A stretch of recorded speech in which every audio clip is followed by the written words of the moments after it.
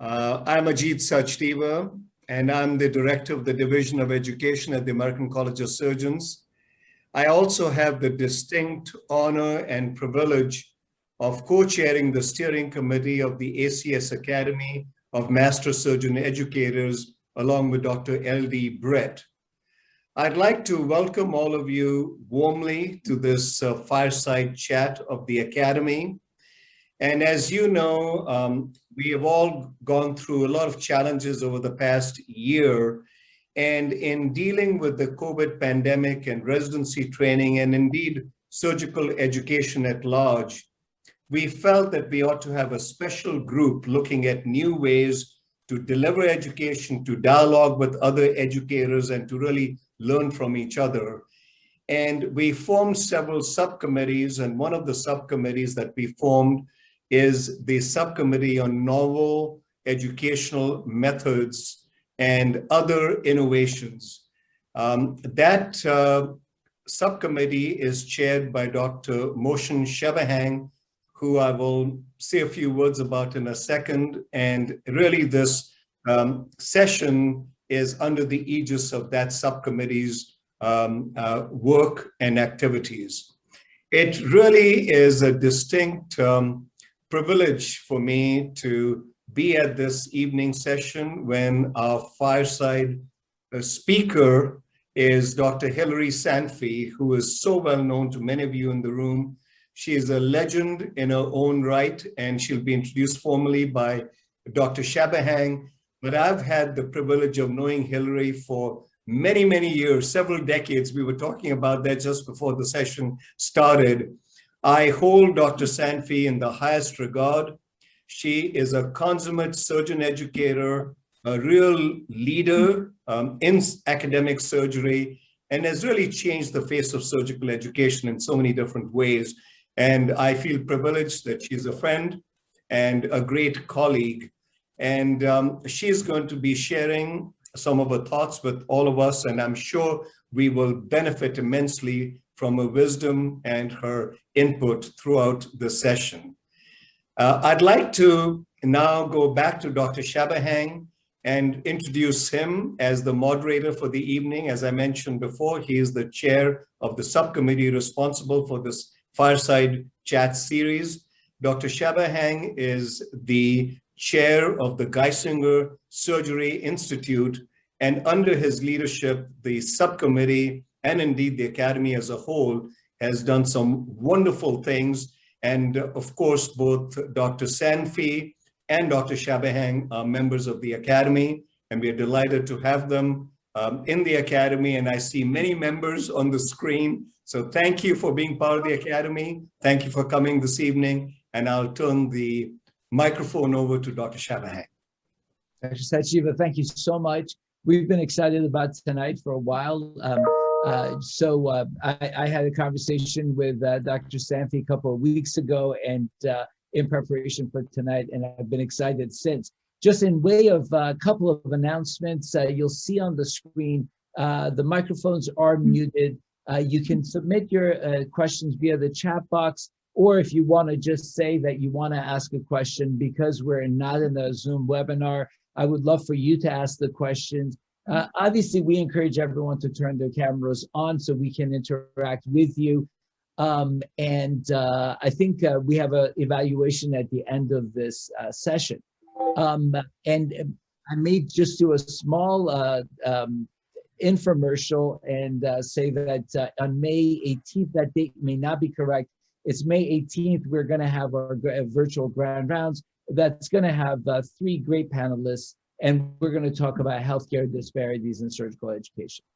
With that said, let's go to the topic of the evening. These fireside chats really have been a way for us to highlight some of the great careers in surgical education. And clearly, as Dr. Sachdeva said, Dr. Sanfey's career is one of those great careers. And Hilary and I have talked beforehand. Instead of any kind of formal introduction, I would rather just ask you about your career and start the conversation. And this will be an hour of conversation with all of you. And we said, let's just start with how Hilary started your career. How did you start your career? What were some of the major forks in the road and some of the milestones of your career. And again, let me just say thank you so much to all of our participants. And Hilary, thank you so much for accepting our invitation. Please. Thank you very much, Mo. My thanks to Dr. Sachdeva, to the Academy and the American College of Surgeons for this opportunity to get together with so many familiar faces. It's great to see so many people that I've not seen for a very long time in person. So thank you for taking the time out of your evening to come and chat. As Mo said, this is a conversation. Mo did ask me to start, rather than he didn't want to go through my CV. He said start at the beginning and go through the journey. But as you know, my journey began a very long time ago, so I'll try and give you the brief version. You know, people often ask me, how did I, as somebody from Ireland, end up in Springfield, Illinois? And I do have to tell you, it was not a well-planned journey. So I was born in Ireland, where I went to school and then medical school. I attended Trinity College, Dublin. Trinity College, for those of you who've been to Ireland, is the oldest medical school in Ireland. It was established in 1592, and it was considered the Protestant university. And I was a Catholic girl, attended Catholic school. And if Catholics wanted to go to Trinity, you had to get permission from the bishop through your parish priest. And the nuns told us we were not to go to Trinity. It was the Protestant school. So that was an important moment. It was the first time I was told don't. And I think maybe Pat Newman and I need to write a book on the power of don't, because once you tell me don't, I'm going to go do it. So I went to the parish priest, I got permission, I went to Trinity. So in Ireland, medical school is a 6-year program. It's not undergrad medical school the way it is here. And it was really, and so after medical school, everyone does 6 months medicine, 6 months of surgery as an intern before you can register. And I think that's one of the advantages to medical school in Ireland, because it gives you the opportunity to experience supervised practice before you make a career decision. So when I did my 6 months surgery, I enjoyed it. I expressed an interest in doing surgery. There were a few more don'ts, you can't, but I went ahead and I did it. So I completed my basic surgical training in Ireland, and then I did what all trainees did. So between basic surgical training and higher surgical training, trainees had to get some research experience, usually in the United States, and then some added clinical experience, usually in the NHS. So I will tell you, I have moved house more than 30 times. I've probably moved from one country to another about 10 times. But my first transatlantic move was in 1980 when I went to Hopkins, where I worked with John Cameron in his lab for 3 years.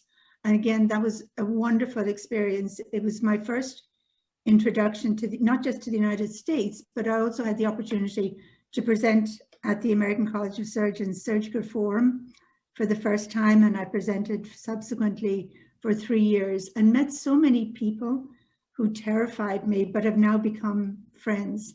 And people I know, people such as Andy Warshaw, even John Cameron, who terrified me as a resident, but people who subsequently served as mentors. Scott Jones was another person that I met through the Pancreas Club and subsequently came to work with in Charlottesville. So after my Baltimore experience, I went to do my 2 years of NHS in London. I worked on the Guy's rotation for 2 years, and then came back to Ireland for higher surgical training. So when I finished higher surgical training, so at that point I was eligible to be a consultant. But in Ireland and also in the UK, you have to wait for a vacancy. So you have to wait till somebody dies or retires before you can get a job. And so they weren't dying or retiring when I wanted them to. So therefore, I went to Barcelona for a year. Now in my training, I had spent 3 years of research on pancreatitis. My 4 years of higher surgical training was very hepatobiliary transplant focused. So that was where I was headed. So I went to Barcelona, where I did a fellowship for a year, hoping to get a job that was coming up in Dublin in 12 months. So I did not get the job I hoped to get. It went to a man, which was not unexpected since the interview panel was 19 men. But I was disappointed, but it wasn't, as I said, unexpected. And it was disappointing because there was not going to be another position in Ireland in that specialty for another 4 years. So at that point, I had to make a decision. Do I stay in Ireland and take a position in general surgery that was not what I felt passionate about, or should I move? And that was when I contacted Scott Jones, whom I had met previously, and I came to Virginia initially for just 1 year. And again, through contacts, I was contacted and asked about the Edinburgh job. So I moved to Edinburgh after a year and a half in Virginia. So when I was in Virginia at that time, I just had a visa. I did not have a green card, but I'd applied for a green card. So my experience in Scotland was wonderful. It was a wonderful opportunity to be part of something as exciting as setting up the first Scottish liver transplant program. There was a lot of pressure on us because transplant programs were successful. There were a number of successful programs in England. There were a lot of questions asked, why did Scotland need its own program? And there were certain programs that had started that had failed because of a lack of infrastructure. But we were fortunate in that we had a very well-trained team. And not only did we have people who had trained well elsewhere, but we all went down to Birmingham to the transplant unit to train as a team. And that was something that was a little probably different at the time. This is the early 90s, to actually have a group of surgeons, nurses, hepatologists, nephrologists, all training as a team, but we did. And I think that was why our program was so successful. So after 4 years, I decided to return to the United States, not because I did not enjoy Edinburgh, but I had really admired the educational system in the US. And one of the things I really liked was the fact that trainees came in as interns and stayed in the same institution or the same program for 5 years, maybe 7 years. In the Irish-UK system, you switch jobs every 6 months. So that opportunity to have that longitudinal mentorship was very important to me. So I was offered a green card, having applied for it 4 years before it came through. I came back to Virginia, where I was for 10 years. So 12 years. How did I end up in Springfield? Well, as in Virginia, I was practicing as a transplant surgeon. Again, it was a wonderful time, but as you get older, being up all night starts to get old. So that was when I did my master's degree in health professions education at UIC. I did it online. I believe I met Mo maybe for the first time during that program. And Gary Dunnington then recruited me to come to Springfield.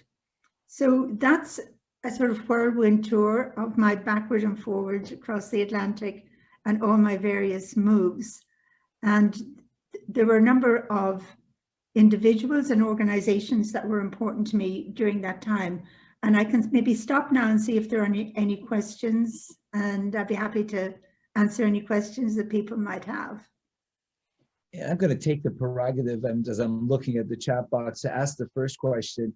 When we talked, you talked a lot about, and this is a theme that's come up with many of our panelists, about the flexibility in your plans, about allowing kind of life to take you in some directions.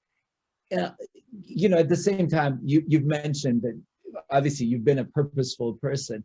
How do you reconcile those? And what's your advice to many of the younger people on the on this panel and others who will be watching this, the recording of this?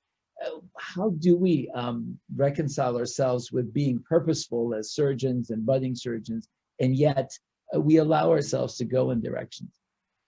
Yeah, so I think you've got to have goals, but you also have to be flexible, because opportunities will present themselves along the way to you. So obviously there is some planning that has to be done.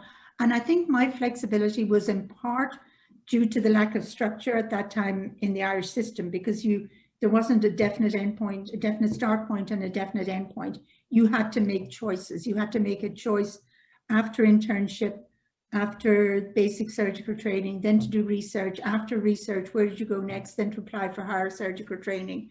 And then there wasn't an automatic job at the end of it. So by nature of the training, I just had to make different choices. And some of them were forced upon me, such as when I didn't get the job I thought I might get in Ireland. Others, such as the decision to return to the United States, was a conscious decision that I made. So I think I was helped in my flexibility by the fact that I was single, so I didn't have to take into account the challenges of moving a family, taking kids out of school, etc. So that was something that certainly made it easier for me. Do I regret any of my decisions? I think the answer to that is no. You know, I did have a tendency along the way to second guess myself when I was faced with a challenging decision. And I would agonize over a decision, and I had to teach myself to move on. Once the decision is made, it's made, and not go through the what ifs, if onlys, and just move on. So what I would say to people is have goals, but keep an open mind. You know, the saying, the mind is like a parachute. It works best when it's open. And I just wanted to briefly touch on, in case we have anyone who is an international medical graduate. So how, what advice would you give to an international medical graduate who wants to pursue a medical career in the United States? What were some of the lessons that you learned, and what would your advice be? Yeah, so right now there are somewhere just under 250,000 doctors in the United States who are foreign medical graduates. It's about 1/4 of the doctors in the United States. Now, when I say they're foreign medical graduates, some of them are US citizens who went to international medical schools. So it's a challenge. And the match results from March showed, so last year, 61% of IMGs matched in their chosen specialty. This year it was down to about 54%. And it is becoming more challenging for international medical graduates, in part with the challenge of taking the STEP exams when centers were closed. Therefore, people couldn't get ECFMG certification, etc. So what I tell people, I think there's going to be a challenge coming up in the next year or so when USMLE Step 1 changes to a pass-fail, because one of the things that helped IMGs was that they would take time off to study for that exam. And any program directors around the call will know they often had scores in the stratosphere. You know, they had really high scores, and that gets the attention of the program director. It gets them an interview. So what I would tell people now, assuming they've passed USMLE, they've got the ECFMG certification, is to apply widely. It's best if you've had some experience in the United States, either as a sub-intern, doing elective or whatever, so that somebody knows you. And the other thing that is helpful is if there is somebody from your medical school working in the United States. And I've been successful in encouraging, I think, a total of 5 or 6 people from the Royal College of Surgeons in Ireland to get positions either in Springfield or at UVA. So knowing somebody who can vouch for your medical school is really important. And then when people are applying, I tell them to apply widely, check the box for prelim positions as well as categorical. And in a nutshell, that's about it. But you know, I believe I just said 1/4 of the doctors in the United States are international medical graduates. But the numbers in poverty-stricken areas, which are low income and mostly non-white, are higher. Most of the doctors in those areas are international medical graduates. So since we're facing a workforce shortage in this country, I think we need to be more open and more welcoming to our international medical graduates. Great. And I'm going to just encourage anyone who has questions, if you would just put just put a sign in the chat box, and we will come to you for the question. I clearly have many questions here, but would encourage everyone. When we talked, Hilary, I know mentorship has been something that has been important to you. And what would you tell anyone about mentorship, and what's the value of that been in your career? It's interesting because for me, when I think about my mentors, it's often a retrospective diagnosis, because unlike people today who actually look for mentors, I never thought to do that, but there were a lot of people who gave me advice along the way. But it was not until I came to the US that I met other women surgeons, and that I met Pat Newman, who has been a wonderful mentor to me. But I have a number of people that I would regard as my mentors, but they've all served a different purpose. And Pat is this person that I go to avail of her wisdom and take advice from her. I probably don't always listen. I mean, and Pat's the person who keeps me out of trouble. Now, that Pat has not always been successful speaks to my Irish stubbornness rather than to Pat's skills. And then there were other people that I met through the Association of Women Surgeons, such as Lee Newmeyer, and it was Lee who got me involved. I met Lee through actually the Association for Surgical Education. So at my first ASE meeting, Lee and I were paired in a negotiation workshop, and we had to sell each other. I can't remember, one of us had to sell the other a bookcase and a dresser and something else. And we got done with the selling very quickly and then chatted. And it was through Lee that I got involved in the Association of Women Surgeons. And so Barbara Bass is somebody who has also been a wonderful mentor. But there have also been men who encouraged me along the way. And from anyone who was my mentor, I learned different things that were important to me. I certainly learned a lot about hard work from John Cameron. He probably wasn't somebody that I would go to model work-life balance, because he just worked exceptionally hard. And then I was privileged to work with Scott Jones, who taught me the importance of having a moral compass, if you like, of just always doing the right thing. And so there were so many other people along the way. Dr. Sachdeva is somebody who's been helpful in education. And then, you know, some of the people from whom I've learned a lot are younger than I am. So I'm always open to learning. Just don't say don't, because if you say don't, I'm not going to listen to you. And I see Dr. Gant, I don't know if you want to ask the question yourself. Great. Sure. Nancy, good to see you. Hi, Nancy. Hi, Hilary. Thank you so much for volunteering to be with us this evening. You know, we all get contacted by these amazing aspiring surgeons that we've met. I mean, there's so many young, you know, international students I've met through primarily the ACS, but also, you know, through the AWS. And, you know, they so desperately want to train in the United States and have careers. And I run out of suggestions after a while. Is there anything else? Could potentially a research opportunity? I mean, what other challenges do they face that we, and I don't have the international connections that you do. So what else can we do to help? Yeah, so I think a research opportunity is certainly gets you a foot in the door. However, it has to be a research opportunity that gives you access to somebody who is going to be involved in the decision making when it comes to assigning residency positions, somebody who can write a letter for you, who is well known and has some influence. I tell people preferably go for a prelim position over research if you can, because then you're in a clinical position. And then people get to know your skills, you get assimilated into the system, you get to know you get to know a different language and a different vocabulary that exists in the United States.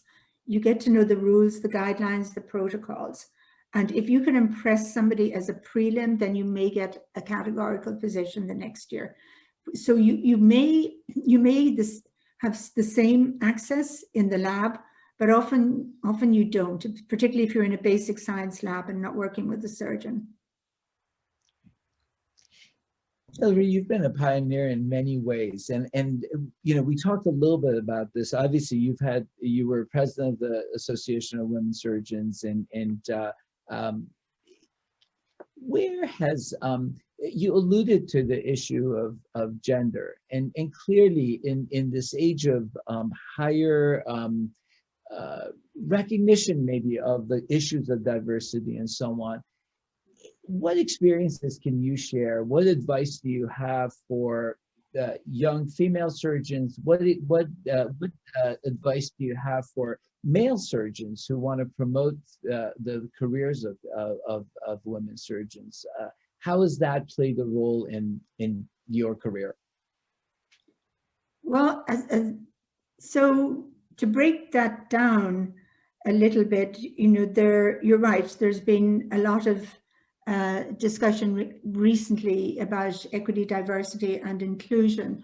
And one of the concerns that has come out in the literature is that men may be afraid to mentor women in the post-#MeToo era.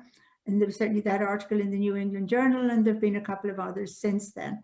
So a number of people, so there are men who are just afraid to mentor women, which is sad, but it shouldn't be like that, because a mentoring relationship is above all a professional relationship.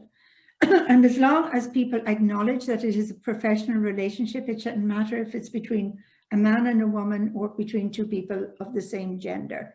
So in terms of relationships, what's important is being, so if it's a mentoring relationship, it can take many forms. It can include advising, coaching, being a sponsor, being a champion. And I advise people who are looking for a mentor to start by going to somebody and asking for advice, and then seeing if the relationship grows from there. You know, I always feel a little uncomfortable when somebody says to me, will you be my mentor? If it's somebody I don't know, I feel it's like a marriage proposal before the first date. You know, you've got to get to know each other and see if the relationship is going to work before you can say this is a mentoring relationship. So if you, and you also have the advantage, if you get advice from somebody and it doesn't work, it's much easier to walk away, because it can be uncomfortable if you have identified somebody as your mentor and now you feel this is not the right person for you. So, and there are ways to make sure you graciously end that relationship. You can always just say, thank you. You've been really helpful to me. My career is going to go in a different direction. I've appreciated your mentorship, but, you know, be respectful. Always end the relationship respectfully, not just because it's the right thing to do, but you never know when that person is going to be facing you during your boards or at some other opportunity, or they may remember you and remember that you went in a different opportunity, you know, when something else comes up that you might be interested in. May I ask, what did your involvement in the leadership of the AWS mean to you? Oh, it meant a lot. First of all, it's just such a wonderful organization, and Pat can certainly talk to that. It'll be the 40th anniversary this year, and everyone, many of the people on this call are members, so you know that AWS started 40 years ago when Pat got people together for breakfast at the ACS in San Francisco, and it's grown now to an organization of more than 3,000 members in more than 40 countries. We have representation on the board of governors, the editorial board of the American Journal of Surgery, and this is a huge tribute to what Pat did. I was privileged to be president at a time at the 25th anniversary of the organization, and we planned a big gala event, which we were hoping to do this year for the 40th, but unfortunately it's not going to happen. And I think that was an important milestone for the organization, because we included a number of the mainstream organizations. A number of the chairs came, mostly male chairs at that time. And it really elevated the organization, I think, to another level. So it was an important time for me. And then also AWS through Pat has become involved with Women in Surgery Africa, the Malaysian Surgical Society, and actually Pat was instrumental in starting Women in Surgery Africa. So there are a number of international organizations that have been spawned by AWS, and that's led to a great international network of women surgeons. So to me, it was one of the more important memberships of my life, because of the friendships I made and because we all help each other, you know. At one time, when we looked at the Board of Regents, there were a number of AWS past presidents on the board. And when you looked at the leadership of the college at that point, everybody, every woman, all of the 10 women that were on the board at that time were members of AWS, and many had been AWS past presidents. And that's because of the way we sponsor each other, write letters for each other, look after each other, look for opportunities that are coming up, and make sure that if there is a vacancy, that we are putting a female candidate up for that vacancy.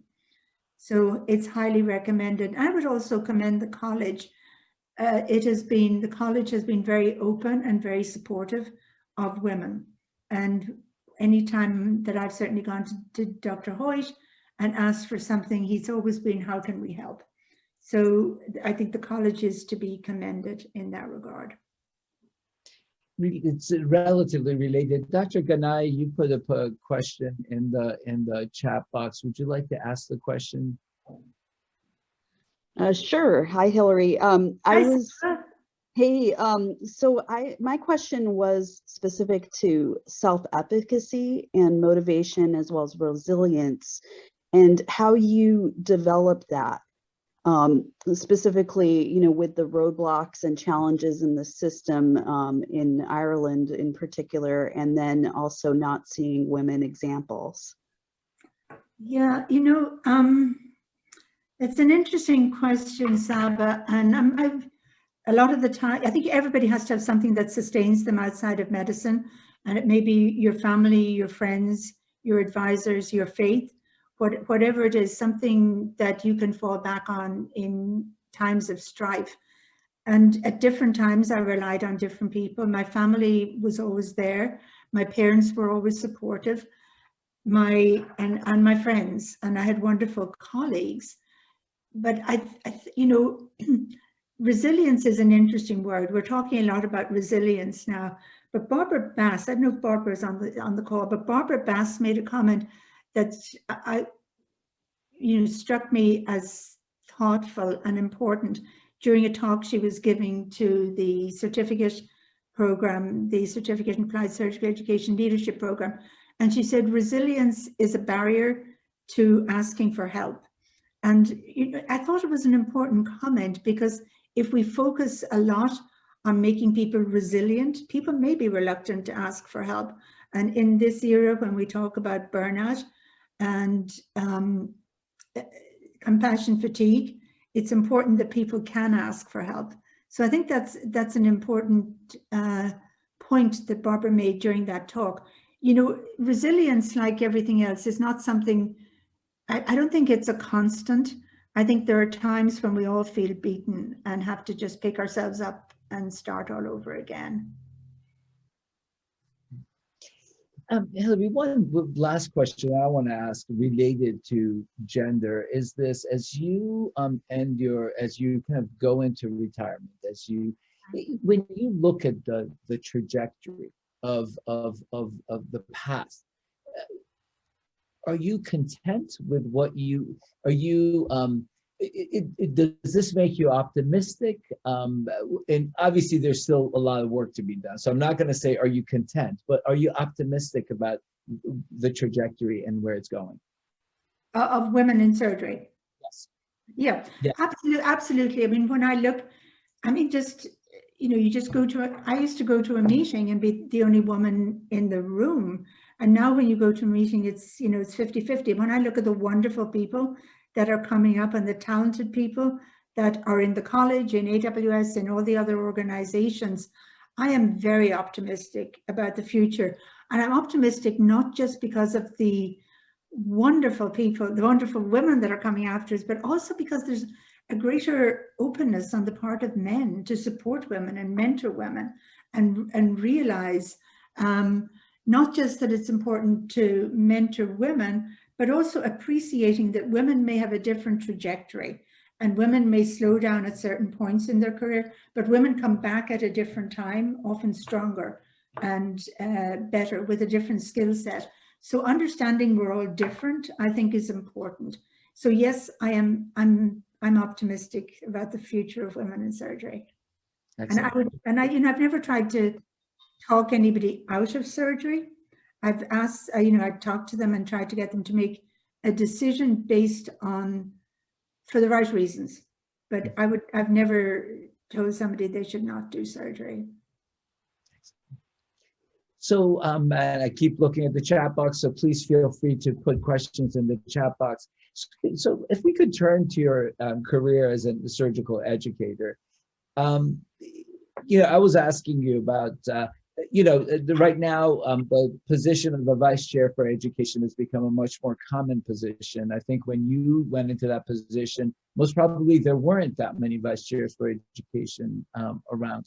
Your thoughts, your advice to vice chairs of education, who I'm sure there's some on this Zoom call.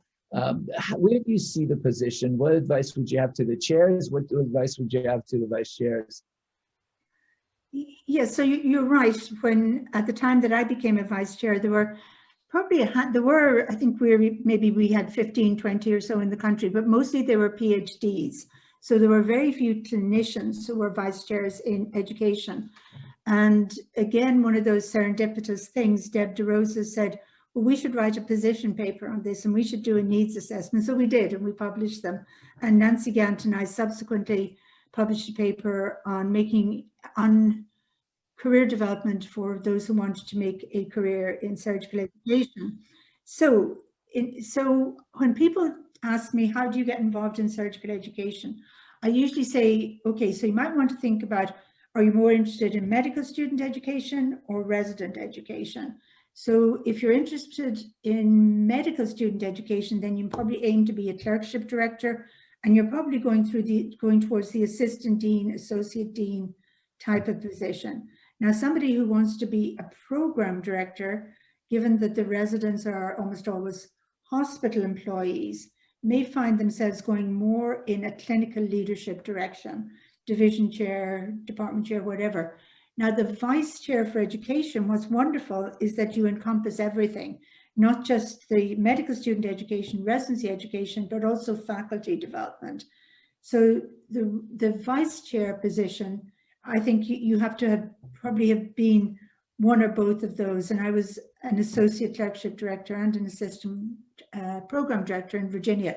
So I had done both of those. So in preparing yourself for the role, I did the Master's in Health Professions Education, because now I think you have to have some credibility, something that shows you've got the foundations in education, in the principles of education, in order to do that. And I also think you've got to have some leadership skills, which are clearly important if you're going to be in a vice chair position. So not only should you do the surgeons as educators, which most people will have done in their clerkship or program director role, but they should be applying for CASL, for the certificate in Applied Surgical Education Leadership Program at the college. And the membership is open right now. What advice would you give to the chairs as to how they utilize that position for the enhancement of education? Yes, and so, again, Deb DeRosa used to say there are two different types of departments. If you can work in a department and be a pioneer, or you can go to Disneyland like SIU, where education is clearly important. So you've got to, first of all, let the chair, I think chairs are much more enlightened now. There are probably very few departments in the country that don't have a vice chair for education. But what I think is more important than just having a vice chair for education is giving the vice chair for education the resources and the infrastructure to be successful. It can't just be a title that's given to somebody who is a busy clinician and does not have the protected time. So the value is obvious, I think. I mean, you have somebody who has been through some training, who understands curriculum development, program evaluation, who has leadership skills, who can mentor faculty, who can prepare faculty for promotion, for tenure, as well as all of the educational opportunities that go along. So I think it's an asset to the department, as long as it's not just checking a box and putting somebody in a position where they are doomed to fail. And unfortunately, we talk about the glass ceiling, which everybody knows, but there's also a metaphor known as the glass cliff, which is it's a situation where women often take on positions where they're doomed to fail. So sometimes there's a tendency to bring somebody into a position where they don't have the support, they don't have the infrastructure, they don't have the mentorship, and they're just not going to be successful. And that does tend to happen more to women than men. So anybody who's taking on a leadership position, it doesn't matter what it is, should make sure that they have what they need to be successful. Don't take on something if you're doomed to failure. In highlights of your career as a surgical educator, and I'm gonna pause for you to drink some water. But the highlights of your career as a surgical educator, and you know, and you've been involved in so many organizations. What did the ASC mean to you, and what were some of the highlights of that part of your career?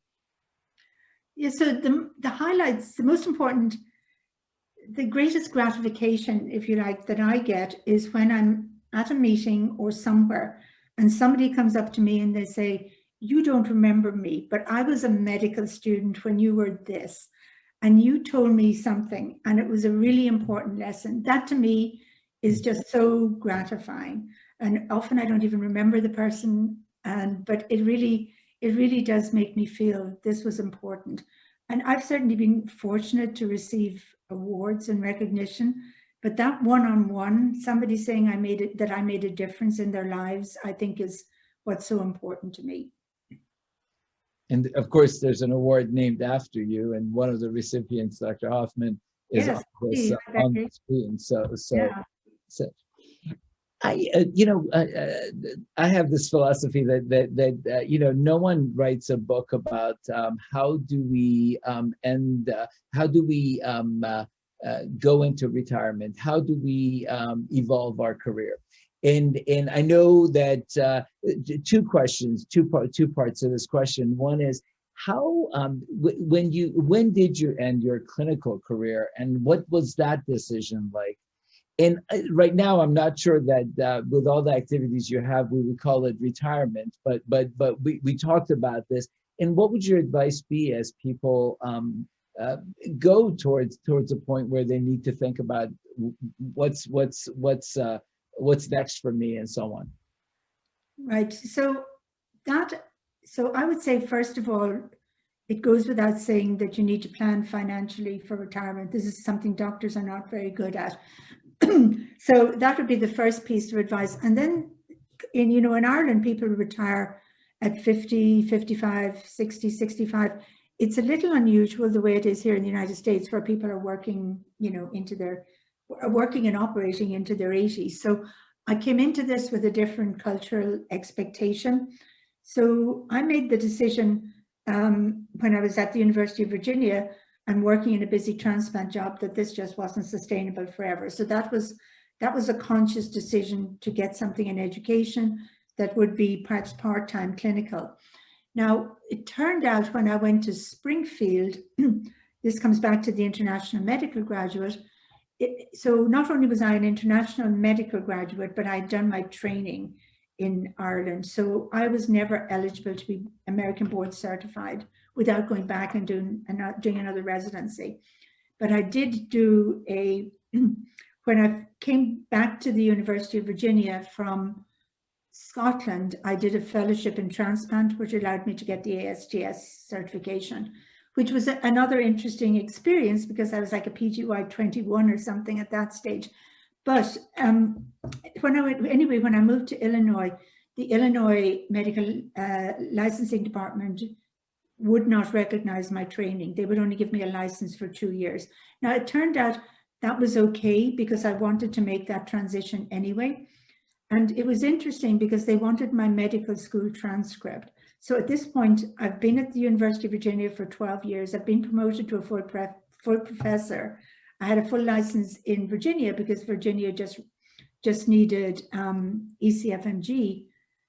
But I had to go back and get my medical school transcript. And I did. Surprisingly, they had it.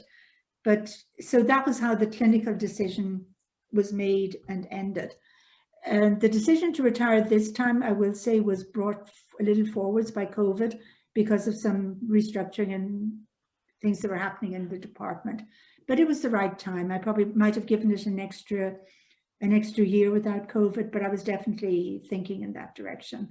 And so I think it is important, coming back to having a life outside surgery. You don't want to just retire and have nothing to do. And I've been busy, not just with the college, but I'm on a board which accredits some of the international medical schools. And that also has been occupying a lot of time. In what was the emotion behind letting go of the clinical practice? You know, it was harder than I thought, Mo. So I really missed the patients when I let go. But what was very challenging, and it's something for people to think about. So when I moved to Illinois, it was just a kidney transplant program, and I had very little, if any, I had hardly any clinical work in that first 2 years, even though I was licensed. And I had not appreciated how much of your clinical identity, much of your personal identity is tied up with being a surgeon and operating.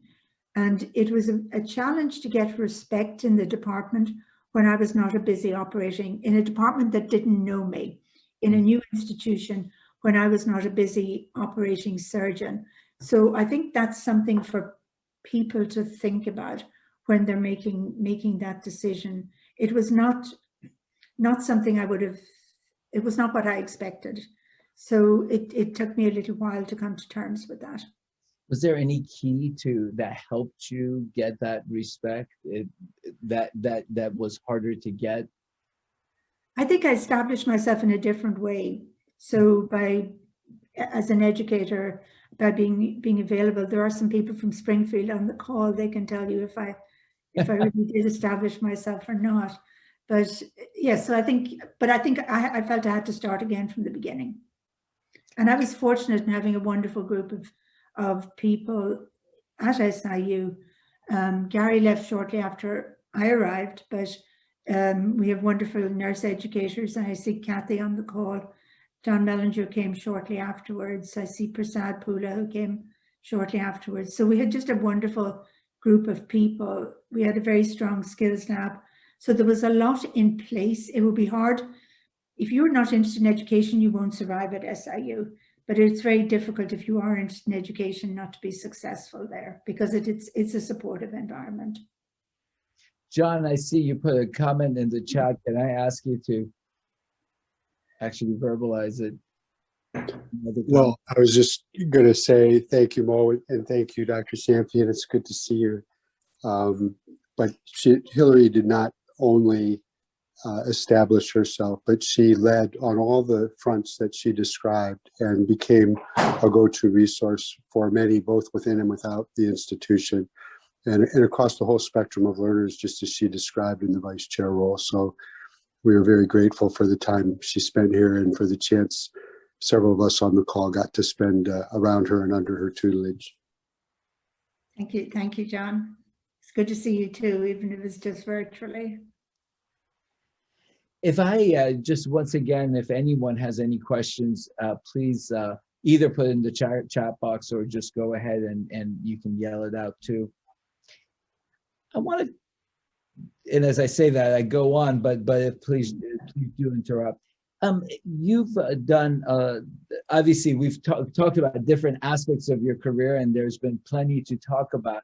And we talked a little bit about your involvement with global surgery, and you alluded to some of your work with international medical schools and so on. What has that meant to you? What advice do you have?